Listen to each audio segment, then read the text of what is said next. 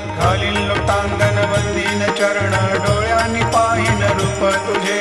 प्रेमे अलंगेन आनंदे पूजिन भावे ओवाळीन म्हणे नामा त्वमेव माता पिता त्वमेव बंधु सखा त्वमेव विद्या द्रविणं त्वमेव